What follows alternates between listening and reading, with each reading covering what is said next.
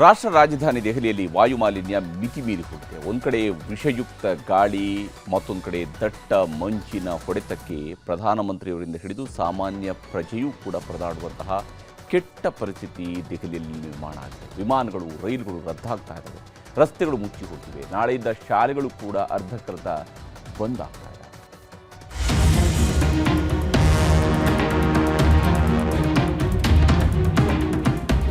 ದೆಹಲಿಯಲ್ಲಿ ಮಿತಿಮೀರಿದ ವಾಯು ಮಾಲಿನ್ಯದಿಂದ ಉಸಿರುಗಟ್ಟುವ ಸ್ಥಿತಿ ನಿರ್ಮಾಣವಾಗಿದೆ. ದೆಹಲಿ ಗಾಳಿಯ ಗುಣಮಟ್ಟ ಸೂಚ್ಯಂಕ 450, 500ಕ್ಕೆ ಹೋಗಿದ್ದು ಜನ ಉಸಿರಾಡೋಕ್ಕೂ ಕಷ್ಟವಾಗಿದೆ.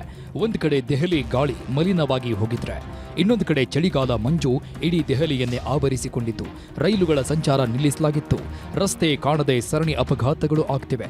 ಎಲ್ಲಕ್ಕಿಂತ ಹೆಚ್ಚಾಗಿ ಇಂಡಿಗೋ, ಏರ್ ಇಂಡಿಯಾ ಸಂಸ್ಥೆಗಳ 100ಕ್ಕೂ ಹೆಚ್ಚು ವಿಮಾನಗಳ ಹಾರಾಟವನ್ನು ರದ್ದು ಮಾಡಿದ ಘಟನೆ ನಡೆದಿದೆ.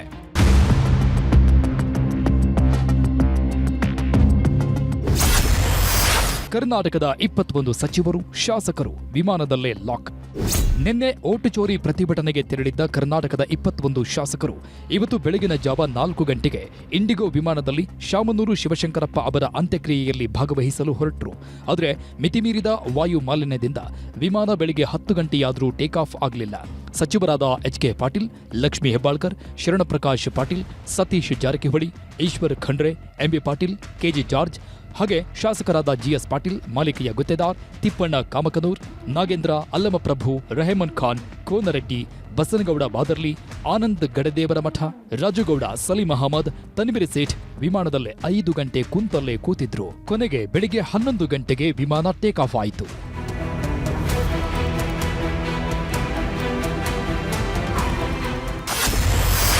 ದೆಹಲಿ ವಾಯು ಮಾಲಿನ್ಯಕ್ಕೆ ಮೋದಿ ವಿಮಾನವು ತಡ. ಪ್ರಧಾನಿ ನರೇಂದ್ರ ಮೋದಿ ಇವತ್ತು ಇಥಿಯೋಪಿಯಾ, ಜೋರ್ಡಾನ್, ಓಮನ್ ದೇಶಗಳ ಪ್ರವಾಸಕ್ಕೆ ಬೆಳಿಗ್ಗೆಯೇ ಹೊರಡಬೇಕಿತ್ತು. ಆದರೆ ನವದೆಹಲಿಯಲ್ಲಿ ದಟ್ಟವಾದ ಮಂಜು ಕವಿದಿದ್ದರಿಂದ ಪ್ರಧಾನಿ ನರೇಂದ್ರ ಮೋದಿ ಪ್ರವಾಸದ ವಿಮಾನ 1 ಗಂಟೆ ವಿಳಂಬವಾಯಿತು. ಬೆಳಿಗ್ಗೆ 8:30ಕ್ಕೆ ತೆರಳಬೇಕಿದ್ದ ಪ್ರಧಾನಿ ಬೆಳಿಗ್ಗೆ 9:35ರವರೆಗೂ ಕಾದು ಆಮೇಲೆ ಪ್ರಯಾಣ ಬೆಳೆಸಿದರು.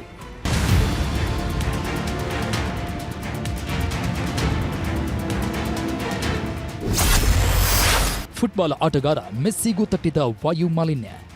ಲಿಯೋನೆಲ್ ಮೆಸ್ಸಿ, ಅರ್ಜೆಂಟೀನಾದ ಖ್ಯಾತ ಫುಟ್ಬಾಲ್ ಆಟಗಾರ. ಮೆಸ್ಸಿ ನಿನ್ನೆ ಮುಂಬೈನಲ್ಲಿ ಫ್ಯಾನ್ಸ್ ಮೀಟ್ ಕಾರ್ಯಕ್ರಮದಲ್ಲಿ ಭಾಗವಹಿಸಿದ್ರು. ಇವತ್ತು ಬೆಳಿಗ್ಗೆಯೇ ದೆಹಲಿಯಲ್ಲೂ ಮೆಸ್ಸಿ ಕಾರ್ಯಕ್ರಮ ಇದ್ದಿದ್ರಿಂದ ಮುಂಬೈನಿಂದ ಹೊರಡಲು ಸಜ್ಜಾಗಿ ಬಂದ್ರು. ಆದರೆ ಮುಂಬೈನಿಂದ ದೆಹಲಿಗೆ ಹೊರಟ ಮೆಸ್ಸಿ ಇದ್ದ ವಿಮಾನ ಟೇಕ್ ಆಫ್ ಆಗಲಿಲ್ಲ.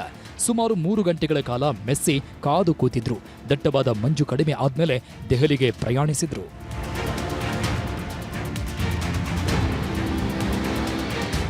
ದೇಶದಾದ್ಯಂತ ಸರಿಸುಮಾರು 100ಕ್ಕೂ ಹೆಚ್ಚು ವಿಮಾನಗಳ ಹಾರಾಟವನ್ನೇ ರದ್ದು ಮಾಡಲಾಗಿದೆ. ಏರ್ ಇಂಡಿಯಾ, ಇಂಡಿಗೋ ವಿಮಾನ ಸಂಸ್ಥೆಗಳು ಜನರ ಬಳಿ ಕ್ಷಮೆನೂ ಕೇಳಿವೆ. ಭಾರತೀಯ ವಿಮಾನ ನಿಲ್ದಾಣ ಪ್ರಾಧಿಕಾರ ವಿಮಾನಗಳ ಹಾರಾಟದ ಮಾಹಿತಿ ಪಡ್ಕೊಂಡು ಏರ್ಪೋರ್ಟ್ಗೆ ಬನ್ನಿ ಅಂತ ಸಲಹೆ ಕೊಟ್ಟಿದೆ.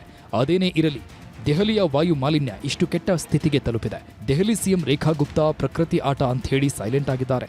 ಆದರೆ ದೆಹಲಿ ಜನ ಉಸಿರಾಡೋಕ್ಕೂ ದುಡ್ಡು ಕೊಟ್ಟು ಆಕ್ಸಿಜನ್ ಖರೀದಿಸಬೇಕಾದ ಕೆಟ್ಟ ಸ್ಥಿತಿಗೆ ಬಂದಿದ್ದಾರೆ. ಇದು ನಿಜಕ್ಕೂ ಆಘಾತಕಾರಿ. Bureau report, news 18.